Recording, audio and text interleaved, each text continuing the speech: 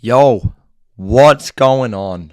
Welcome back to the Execute Regardless podcast. It's fucking good to be here this morning. It's great to be here this morning. And I'll tell you why. Because we missed Tuesday's episode. We missed Tuesday's episode for two reasons. First reason is I went to a Morgan Wallen concert and I lost my voice. That's the first reason, right? So if I sound a bit hoarse, forgive me. I need my voice to come back, but it is what it is. Execute regardless, right? Boys, I swear, sorry. I'm getting really excited just thinking about today's topic.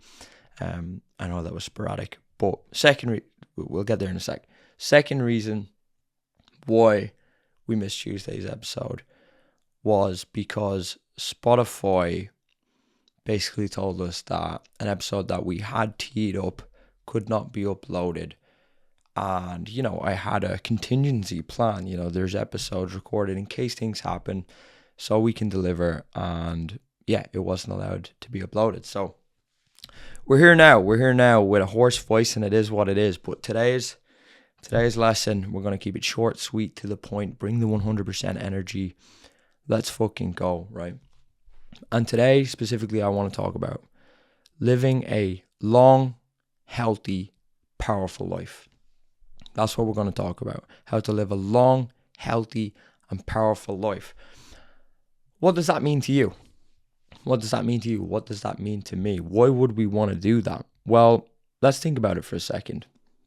If you stick around till the end of this episode, a long, healthy, powerful life for you could mean getting to stay on this planet longer to spend more time with your kids. Living a long, healthy, powerful life could mean becoming the best possible version of yourself and making sure that when you get to the end of your fucking life, you say, you know what? I have no regrets, right? I heard this quote. I think it was Ed Milet. He said, when I get to the end of my life, he said, I have a belief that I'm going to meet the other version of myself who experienced life the way I always dreamed of. And he said, when I get to the end of my life, I don't want that guy to say to me, hey, you could have had all this. You knew what you had to do. You just didn't fucking do it. You could have had the girl. You could have had the business. You could have had the fucking house. But you know what? You decided to not execute. You weren't in a position to pull the trigger. You coward, right? And that's living a long, healthy, powerful life could be different for all of us. It could be, it could be just wanting to get your health dialed in. It could be, having a sustainable career, whatever, right? Health, power, legacy. That's what this is about. So today we're going to talk about 3 things you can do to do that, okay? And while I am only 26, turning 27 in November, with the help of God and what we speak about today. I'm not obviously qualified to say live a long life just yet because I'm only 26, and we still have a lot of time to keep going. But my health indicators, which we're going to get into, the health metrics, the benchmarks, and the science indicates that that's the way it's headed. Touch wood, with the help of God. So that's on the health side of things. With regard to power, I feel more powerful than ever, mentally, physically. And you got to look at power by definition. It's the ability to act, control, or influence.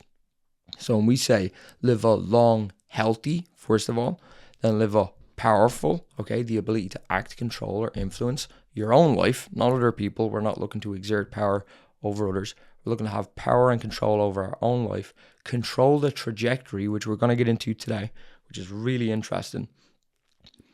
Not only how to control the trajectory that we're on, okay, but do that for a long time. Okay, does that sound good? Right? So that's what we're going to get into today. And yeah, maybe we won't jump into it just yet. I've got a lot of stuff here on my iPad. If you have a coffee, get it into you now. I have mine. Let's go.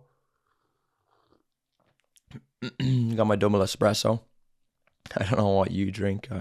Maybe you don't even drink coffee. If you do, you should get with it. All right. So we're going to break down the 3 things that I done. After years, first of all, after years, I'd say 6 to 7 years, I started going to the gym and dabbling with the health stuff and trying to assert power over my life. Probably from the age of 15, 16. So, I'm 26 now, so 10 years. The last 3 years is kind of when I had the breakthroughs. So 7 years doing it wrong, and you can shortcut that today. So what is the first thing? What is the first thing you need to do to start living a long, powerful, healthy life? Well, write this down. Grab your notepad. Write this down. The first thing you need to do is you need to start super fueling the engine. That's the first thing you need to do if you want to live a long, powerful, and healthy life. You need to start super fueling the engine. And I'll tell you why most people don't super fuel the engine and what that means. The reason why most people don't super fuel the engine is because they don't view their body as a vehicle. That is why most people don't fuel the engine correctly, because they don't see their body merely as a vehicle to get from point A to point B. That's what it is. That's what it is. Whatever your goal is, whatever mission you're on, okay? You're not going to hope and pray your way there. No disrespect to religion, okay? I'm a Christian. I pray. But I don't pray for God to come and do the work for me. I'm a firm believer and I recognize that it's on me, okay? I need the sheer force. It's just physics, okay? Newton's third law. Every action has an equal and opposite reaction, okay? You're at point A, you want to get to point B, you want to close the gap. That's going to require sheer force. And you've been gifted with the body that you have, and you need to recognize that that is the vehicle to get you to point B. That's the first thing, and most people don't recognize that, okay? And you cannot start to fine-tune, to optimize your health or your power or live a long life unless you view your body as a vehicle and you start super fueling the engine. And this ties into science. That's where I want to go with this, right? So what I want to talk about first of all is power. Where does power stem from? Okay, so if that's what it requires to close the gap between vision and reality, okay, and we want to live long, we want to have power, we want to be healthy as a byproduct of fucking just winning, being a winner, okay, well, let's look at where power stems from in the body. Where does power derive from? Well, power derives from the cell. We need to work from the inside out. And this is something that pisses me off, right? Just let me grab a sip of coffee. All right? This is something that pisses me off. So, most people, they eat based off what they like. They eat based off taste rather than what their body needs, okay? Rather than fueling, rather than, seeing fuel, rather than seeing food as fuel. Okay? Where do you think your energy stems from? Where do you think your power stems from? Where do you think good health stems from? Think about this, right? Because most people don't think about it. Where do you think good health stems from? You got to reverse engineer this. You don't just fucking eat something healthy and all of a sudden, you're healthy. It all stems from a cellular level. That's where power, health, and a long life will stem from. So we need to go to the root. Okay, and what is the root? Well, to save you time, I'll tell you what it is right now. It's the mitochondria inside of your cell. It's the mitochondria inside of your cell. There's 110 trillion little power plants that are called mitochondria that produce something called ATP. ATP is the energy, okay? So food and oxygen, they get combined to make ATP. ATP is what powers you. Save you time, that's how it's done, okay? So you want to become a fucking savage at producing ATP if you want more power, right? Because you can go, 2 to 3 weeks without food. You can go a couple of days without water. Okay, you can go a couple of minutes without oxygen. But you wouldn't go a couple of seconds without ATP. Right? You wouldn't last seconds, you'd die. That's how important ATP is, right? And that's what you need to optimize, right?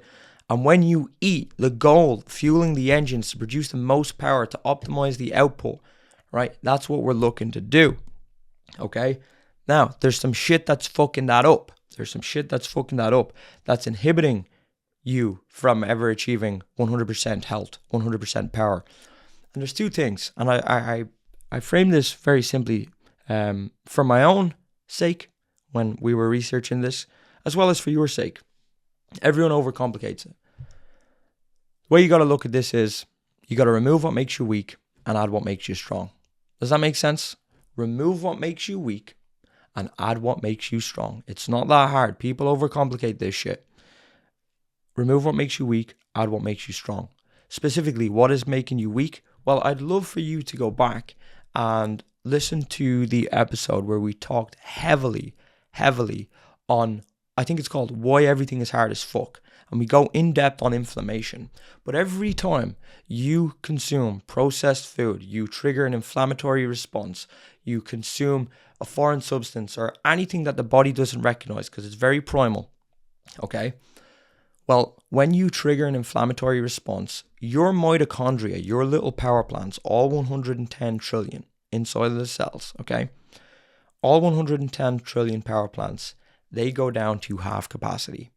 Because rather than producing energy for your brain, for your metabolism, for your muscles, for your heart, for everything to work at 100%, well, the immune system says, hey, we need 50% of that energy to figure out what the fuck's wrong because you're after consuming something that could potentially kill us, right? So we need to save your life. That's the way the body thinks.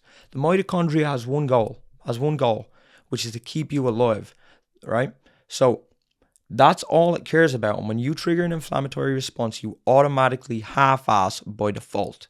You automatically live life at 50%. Now, what does that mean? Well, that means a lot of things. Number one, your power output is 50%. Your mental power, your brain power, your IQ, everything. Your physical appearance, your health, okay, your ability to think rationally, your creativity, your focus, everything is at half capacity, okay? Cardiovascular health, metabolic speed, performance output, everything, half capacity, all right? So you need to remove what's making you weak. So, if we were to just list out a couple for you right now, anything processed, first of all, only whole foods, right? That's what you want to be eating, right? That's removing what makes you weak right off the bat. By doing that, you'll automatically cut out so much processed sugar. That's public enemy number one, okay? Gluten, grains, fucking alcohol, industrially processed seed oils, too much linoleic acid. These are things that you need to cut out that are making you weak. Right? Now, after that, well, once we lower chronic inflammation, and again, I'm not talking about the biological life-saving value, I'm not talking about the biological inflammation that has life-saving value, like when you have a traumatic injury that comes to save your life. I'm talking about the low chronic state that goes unnoticed. Right? This is why everything is hard as fuck. This is why your power output is low. This is why your health is subpar. Because everything is working at half capacity. Okay? So, if we look at this even in terms of my life, once I realized this, again, I say this all the time, there was a 6 to 7 week period where my life changed before my fucking eyes. My life changed before my eyes. Mental, physical. Okay? And I always say, whatever happens on the outside, imagine the magic that's happening on the inside. So in terms of the outside for me, right, I went from 16% body fat down to 4.9%, okay? I went from 16% body fat to 4.9% without losing muscle. Without losing fucking muscle, without having to exhaust myself on a treadmill, without having to count calories, without having to do all this bullshit that they tell you to do, right? And this wasn't because I wanted to get shredded. This is because I needed to be able to perform at 100% so I could close the gap between vision and reality. So I could put myself in a position to live a long, healthy, powerful life, provide for my family, and do what I fucking needed to do to execute regardless, right? That's why I had to do that, okay? So first of all, remove what makes you weak. The second thing you need to do, one sec, grab my coffee. Okay, we're delivering these fast, but fuck it. Second thing you need to do, you need to add what makes you strong. You need to add what makes you strong. Stop looking at this from a cutting, bulking, all this, these kind of ways of diets and keto and all this. Fuck that shit.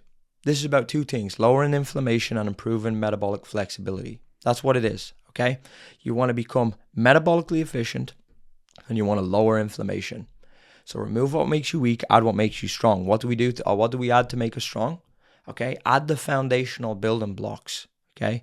Add the foundational building blocks, right? You want to, first of all, protein, right? Protein is a fixed pillar. Stop looking at protein as a percentage of your macros and all this bullshit that they tell you. Your body requires a set amount of fucking protein, right? Based off your body composition, right? That is not a percentage of a calorie calculation, right? And if you want to know what the calculation is, 1 gram per pound of ideal body weight. So if you want to weigh 150 pounds, 150 grams of protein, right? Second thing is, right, you need to fuel efficiently. The most efficient fuel, right, the foundational building block of the body, next after protein, is fat, okay? You're told that fat will make you fat. Fat will fucking clog your arteries. I'm telling you, listen to the 5 health metrics of deep concern. Listen to why everything is hard as fuck, where we talk about that in depth, right? But add what makes you strong. What you got to do is protein. You got to get your fat. Then low glycemic carbs. What that's going to do is that's going to make you metabolically efficient. You're going to lower inflammation. And then on top of that, the fourth thing is you add in the essential micronutrients, okay? Because it takes 22 micronutrients to convert a calorie into energy. It takes 22 micronutrients to convert a calorie into energy. On top of that, then, you're looking at mineral ratios. We don't need to go down that rabbit hole now, but vitamins, minerals, right? These play serious roles in the body. And what I would recommend to you as well, just a quick one for you, stop focusing on the quantity of the water that you drink. Stop focusing on the quantity and focus on the quality, right? Focus on the quality. Focus on quality hydration, okay? Wake up in the morning. Have some salt and lemon in your water, right? The best pre-workout you'll have, right? So that's what you got to do. And this fucking changed my life in terms of power and health, right? If we look at my health metrics now, right? So if we look at the symptoms, the biggest pandemic we have in the world right now is metabolic syndrome. That's a real pandemic. Now, 66% of people who have metabolic syndrome, right? 66% of people who have heart attacks, they have 3 out of the 5 risk factors of metabolic syndrome, which is insulin resistance or elevated blood sugar, blood glucose. High triglycerides, which is blood fat, which comes from having too much blood sugar. Okay. Visceral fat around the waist. Number 3, low HDL cholesterol. Yes, having too little cholesterol is a bad thing. And then number 5, blood pressure. You have 3 of those 5, okay? You should be concerned, right? And by doing what I just said, in my life, I had all 5. Reversed all of them, okay? Changed my life. I'm telling you, getting back to 100% allowed me to think fucking differently. I could start seeing opportunity, avoiding pitfalls. I could execute regardless. I was in a position to win. Does that make sense? Right? So that's the first thing you got to do to live a long, healthy, powerful life. That's the first thing. Now, the second thing you need to do to put yourself in a position to live a long, healthy, and powerful life, the second thing you need to do to stack the odds in your favor after super fueling the engine and recognizing that your body is a vehicle to get you from point A to point B, the second thing you need to do is you need to maximize the ROI on that fuel. Just like supercharging a fucking car, just like getting more oxygen into the cylinder. Well, oxygen is the lifeblood of the body. Oxygen is what creates energy, okay? Food, that's the first pillar. The second thing is oxygen. Food plus oxygen equals ATP. So how do we get more oxygen into the cylinder? How do we get more oxygen around the body? That way we maximize the ROI. We maximize the ROI on that fuel outside of food. Okay, so you can put the best fuel in, but if the car isn't optimized, if you're not fine-tuning it to get the max efficiency and output on that fuel, well, we're leaving it on the table. And you're here, you're listening to this because you want to live a long, healthy, and powerful fucking life, right? So the way you got to view this is, as we said, the mitochondria, the little power plants inside your cell, they are what produce the power. They are what produce the energy, and they have an option every time they do a combustion, every time they go to make ATP. Essentially what happens is they have two choices. They can either make 2 ATP or they can make 32 ATP. Okay, that's a 16-fold difference times 110 trillion. So imagine 110 trillion and you're only producing 2 ATP versus 110 trillion mitochondria and they produce 32 ATP. Imagine the power output difference. Imagine how you would feel. Imagine what your health, all right? Imagine what your performance, mental and physical. Imagine your ability to execute. Imagine how much that would improve. Well, I'll tell you what will determine that. I'll tell you what determines that. What determines that is how much oxygen gets inside. What determines that is how much oxygen is combined with food to make ATP. Okay? So if you give it enough oxygen, you will make more ATP. Does that make sense? Now here's the interesting thing. We're all on a hypoxic curve from the day we're born. Okay? So hypoxia, that's what we all eventually die from. Okay? Hypoxia is a lack of oxygen to the brain. That's why we die, right? And eventually our heart stops working. Well, from the day we're born, we're all on a hypoxic curve, right? So it's eventually going to trend right down to nothing. Okay? Now, you can either have a long, healthy hypoxic curve, okay? Let's say you live 90, 100, 110, whatever. Or you can have a steep hypoxic curve. Your hypoxic curve can decline fairly rapidly, okay? Now, what determines how fast that hypoxic curve is going to trend down? Well, people think that death is a sudden blow. Death is not a sudden blow. Death and aging, you need to view it as aging and death is like, aging. I want to make sure I'm framing this right. Death? Is it death? Oh yeah, it's one or the other. Aging, I'm mixing up the words. Aging is death by 1,000 cuts. Okay, aging is death by 1,000 cuts. So what that means is, when you're in your 20s, for example, you might not think that the decisions you make, that you're going to pay a price for that. Okay, and that's because your mitochondria, they're quite robust. Okay, you might not see the scars initially, but as you head into your 30s, as you head into your 40s, and again, the goal here is to live a long, powerful, healthy life. As you get into your 30s and your 40s, because of the inflammation, because of the lifestyle choices that you choose to take, they will start to show. And that's because your mitochondria are starting to have problems now. They're not producing ATP efficiently. Okay, they're not able to cleanse out and clear out junk in the cells. They're not able to dispose and replace those cells with healthy cells. So that's what happens as you start to age. And every decision you make will determine how much ATP is produced. And then that goes on to determine how well you fight disease. Okay, so this all correlates again from the cell outward. Does that make sense? So, in terms of how do we keep that hypoxic curve going for as long as possible and avoid a steep decline? Well, we need to start maximizing the ROI on that fuel, getting more oxygen. Okay, does that make sense? Does that make sense? We're all on a hypoxic curve, so don't forget that. Now, how do we do that? How do we go about getting more oxygen? How do we maximize the efficiency and output, the ROI on the fuel? One sec, I'm just getting some coffee. Well, how do we do that? Well, you know that you got to get the mitochondria firing on all cylinders. You got to remove what's making you weak and add what makes you strong. But then after that, how do we do it in terms of maximizing it beyond fuel? Well, two big things. Two big things. Improve your VO2 max, right?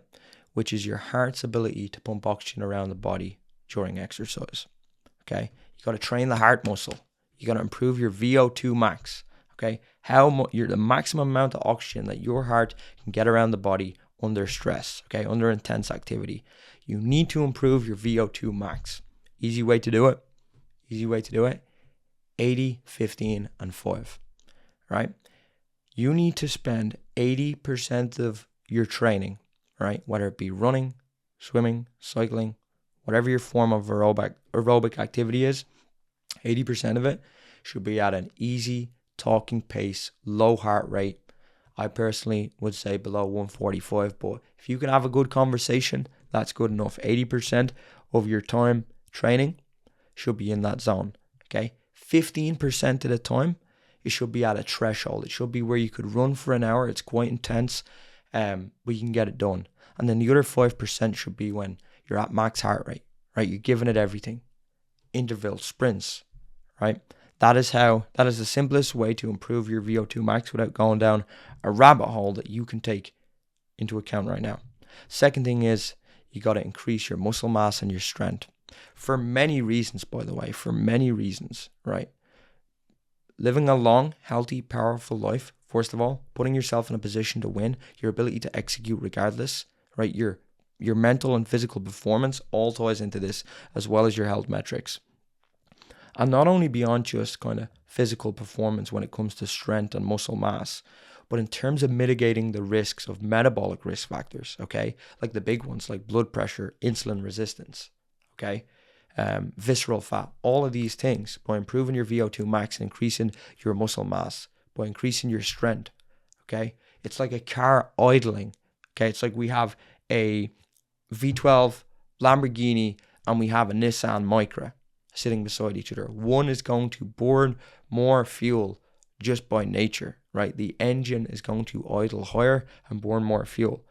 By increasing your VO2 max and your muscle mass, not only will you expend more energy, okay, keep your body fat down, because it ain't about weight, it's more specifically about body fat, but also by having a high muscle mass, right, by having more skeletal muscle mass, you mitigate the risk of insulin resistance, of elevated blood sugar, because when you consume sugar, let me give you an interesting one. When you consume sugar, the first place it goes is to replenish the glycogen stores in your muscle. That's the first place it goes. So the higher your lean body mass and the more muscle you have, that's where it goes. Okay, it goes into the muscle and less goes into the blood, right? And 80% of people who have heart attacks have some form of underlying insulin resistance. 80%. Okay? So it's very important. You're going to increase your VO2 max, right? So how well your heart is pumping oxygen around the body, that's clear as day. How much we're getting into the muscle for your mental, physical performance, for your power output, for your health, for your ability to recover, for your ability to fight disease. That's what you got to do. Those two things. Okay? And throw in some stretching too. Right? Work on your stability. That's actually quite important. One of the biggest leading cause of deaths is actually falls as you get older. And that's why strength is so important, but also work on your stability. Sorry, I'm just getting some coffee. Okay? And by the way, I want to add to that note as well. That's why when people ask me, are you cutting? Are you bulking? No, man, I'm not cutting or I'm not bulking. I'm not doing none of that shit. I'm putting myself in the best position to win. I'm trying to normalize being at 100%. I'm trying to live a long, healthy, and powerful life. I'm trying to fucking do something big for my family. I'm trying to leave a legacy. That's what I'm doing. I'm not here for no ego bullshit. I'm not here for aesthetics. That's all a byproduct of putting yourself in the best position to win. Does that make sense? Okay? So, let's move on to number 3. So now, to put yourself in a position to live a long, healthy, powerful life, right? We're going through the A to Z. The first thing is you got to superfuel the engine. The second thing is you got to supercharge. You got to maximize the ROI on that fuel. Okay, get more energy out of the car. Get more energy out of the body. Well, the third thing is now, if you want to have a healthy, powerful, last word, long, we want to have a long life, well, we need to extend the car's durability. We need to extend how long you can perform for. Okay, we want to extend the lifespan. That is the goal here. Superfuel the engine, maximize the ROI on the fuel, the power output, and then extend how long we can do it. Right? What measures can we take to extend, to increase the durability, to repair, to protect, to recover, right? Outside of fueling, outside of what we just spoke about. How can we do that, right? And there is measures we can take, right? There's something called hormesis that you've never heard of before. There's something called hormesis. And this is when you voluntarily put the body into a state of stress, okay? When you induce stress upon yourself. And what it does is it activates longevity genes that help you live longer. This is called hormesis. Okay, you ever heard people say, oh, old people, they should, keep them out of the cold. Keep granny out of the cold, tuck them in bed. You stay nice and comfortable. That is probably the worst thing you could do. Okay? Comfortable is a slow, painful death. Fuck comfort, right? Fuck comfort. That's the last thing you want to do, right? You want to be seeking hardship. Iron sharpens iron. You want to fucking forge a machine, right, that can go as long as possible. That's what you want to do, right? And there's protocols that we can take outside of fueling, outside of VO2 max, increasing our strength, improving our muscle mass, okay? What are these? Well, let's go through a few of them right now. So the big one, the biggest needle mover out of the lot is sleep. Right? You hear all these people, I'm going off 2-3 hours of sleep, 4 or 5 hours of sleep. That's not fucking good. It's actually quite idiotic. That's one of the stupidest things you could do, right? And usually those people who are like, I go off 4 hours sleep. Can you do that 7 days a week? Can you do that 365? Right? Can you do that sustainably? No, you can't. You'll probably do it for 2 weeks, then you're going to crash, right? But you're also sacrificing health, power, and a long life, okay? You could actually do everything. You could do the first two. But if you don't get sufficient sleep, and not even just sufficient sleep, but quality sleep, right? You might as well just throw it all in the bin. Dead serious. So that's the first thing. We're not going to go too in depth. Sleep. Then let's go beyond sleep. Right, let's go beyond fuel, getting the essential nutrients to recover. Let's look at cold exposure, okay? Let's look at how we can lower inflammation, because that's what it's all about here, remember.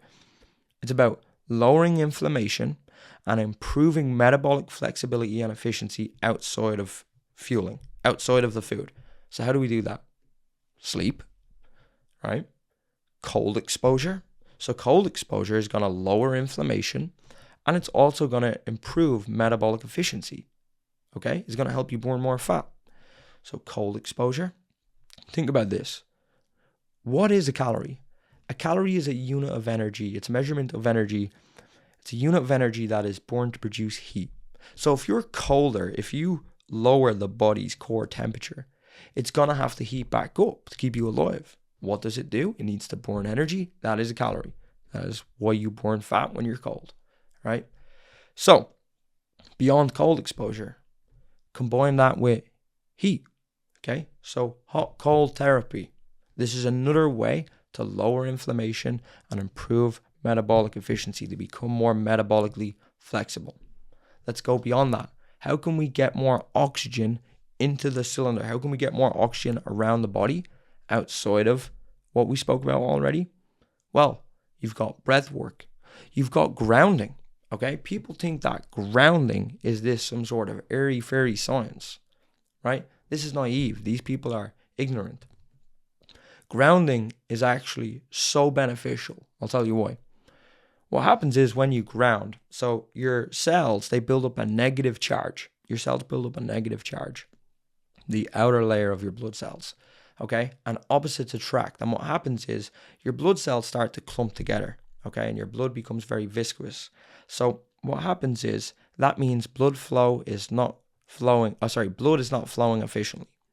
Okay? So when it's trying to go into your muscle, when it's trying to do its job, okay? Think of it like going down a highway. Well, if everyone's trying to come off the exit at the same time, there's going to be a lot of congestion. Well, What happens is when you ground, okay, the charge that is built up around your cell, that gets discharged back into the ground, right? It's basic science. This is basic science, okay? So when you wear rubber shoes and we never connect with the ground, you never actually discharge the buildup of electrons around the cell. So by grounding, you deposit that back into the ground, and you can look at the tests before grounding and 10 minutes after grounding, the separation of the blood cells in your body and the enhancement in blood flow, okay, is phenomenal. Just check this out. So by speeding up and improving the efficiency of blood flow, okay, you're performing better, you're recovering better, mental, physical. So that's grounding. Fasting. Fasting is another way to lower inflammation and improve metabolically. Fasting is a great way to lower inflammation and improve your metabolic flexibility, right? So I would recommend personally 16-8, simple way of doing it, right? For 16 hours of the day, mainly when you're sleeping, it's not that hard, just skip breakfast. They say breakfast is the most important meal of the day. Bullshit, right? So fast. And what this does is, this gives the body, there's two things that's going on when you're fasting. Essentially what you're doing is, and without getting too sciencey, you're regulating this thing called mTOR. And mTOR is like a switch. Think of it like a light switch. When mTOR is on, it means the body grows. When mTOR is off, it means the body repairs itself. Just think of it like that. Very simple. Okay, and there's certain things that turn on mTOR. Animal protein, specifically the amino acid leucine, that turns on mTOR. Carbs, okay, spiking insulin, that turns on mTOR. So the people who, give out about the carnivores, and then, the carnivores who give out whatever, this all turns on mTOR. So the best way to turn off mTOR, to allow the body to repair and come out of that growth state, is to not consume food, okay, and allow the body to do its thing to repair, rejuvenate cells. So if you can activate mTOR for 8 hours of the day and intentionally grow what's necessary, and then turn it off for the other 16, well, that's a perfect balance. Whereas most people who eat all the time at the first sign of hunger, what happens is they're just constantly keeping mTOR on. And that causes an overgrowth. It's not just, obviously we want mTOR on for muscle and all the things that we want to grow, but also it grows the negative things. Like if you've got, if there's cancer cells in the body, if there's tumors, right? So that's the argument around mTOR. So if you just regulate it, okay, and don't eat for 16 hours, it's not that hard, right? That's the way we evolved. Some days we went 2-3 days without food, maybe a week without food when our evolutionary ancestors were, our hunter-gatherer ancestors were around. That was quite common, okay? So we've got sleep. Beyond fueling, we've got sleep. We've got cold exposure. We've got hot-cold therapy. We've got fasting. We've got grounding. We've got breath work, okay? Getting more oxygen just via fucking taking deep breaths, okay? I just mentioned fasting. These are measures you can take outside of what we spoke about. These are measures you can take outside of superfueling, outside of food, to lower inflammation and improve your metabolic flexibility and improve your metabolic health, okay? And the key message here for you to take away is viewing the body as a vehicle to get you from point A to point B. Viewing the body as that, okay? And recognizing that you have a fucking V12 engine, because you do. And it's operating at 40%. And that's the reason why life is so fucking hard, right? And this all stems from the inner components of this engine, the mitochondria, the 110 trillion inside your cell. And your decisions, what you're doing, will determine the output. They will determine your hypoxic curve, okay? Whether you're on a steep decline or whether you're on a long great curve, okay? That is the key to living a long, healthy, and powerful life. They're the three variables. Superfuel the engine. Maximize the ROI on that fuel, okay, outside of food. And then what steps can we take to extend the lifespan of that car, your body? How can we lower inflammation and improve your metabolic health? Okay, become more metabolically flexible outside of what we spoke about. If you do those three things, you will put yourself in a position to win. You will normalize 100%. You'll be able to execute regardless and get whatever the fuck you want out of life. Become version 2.0. Become unstoppable. You will become somebody who just gets everything as a byproduct, who makes the hard things look easy, right? That when people look at them, when they have kids, they say, you know what, I'm proud of that woman. I'm proud of that man. I'm proud of my dad, right? If you're in a job, you'll steamroll your way to the top, right? So much. That version 2.0, when you get to the end of your life and he says, hey, or she says, hey, you could have had all this. That won't fucking happen. You'll get to the end of your life and you'll say, you know what? I fucking caught you. I caught you. I've been chasing you my whole life, right? As Ed Mylett says, I've been chasing you my whole life and I got you, right? I was always one step behind you and I fucking got you. That's what you'll be able to say, right? So remember, the body is merely a vehicle to get you from point A to point B. Superfuel the engine, maximize the ROI, and extend the lifespan. So then you can do this for as long as possible, right? Because being on this planet, we're gifted. We're gifted. It's a gift to be here. Life is a fucking gift. It really is. It really is. So listen, this was value-packed, legit. And I mean that, and I don't say that out of arrogance. I say that out of just a fucking fact of reality. This was sauce. And all I can ask for you in return is to rate the podcast, right? Give it a share, right? There's an onus on you. There's an onus on you to spread this message, to put it out further, right? To help people become aware of this. And by you rating this as 5-star, the algorithms will put it out there further. We can normalize living at 100%. We can put more people in a position to win, a position to be the best dad, a position to be the best boss, in a position to live a long, healthy, powerful life, a position to whatever it is. Position to win is a metaphor that's subjective to the individual, right? We can put more people in a position to win, right? To get whatever the fuck life has to offer. So listen, I appreciate you. I hope you enjoyed this one. Let's go. Let's go. Let's bring the 100% energy. And I want to talk about this before we sign off.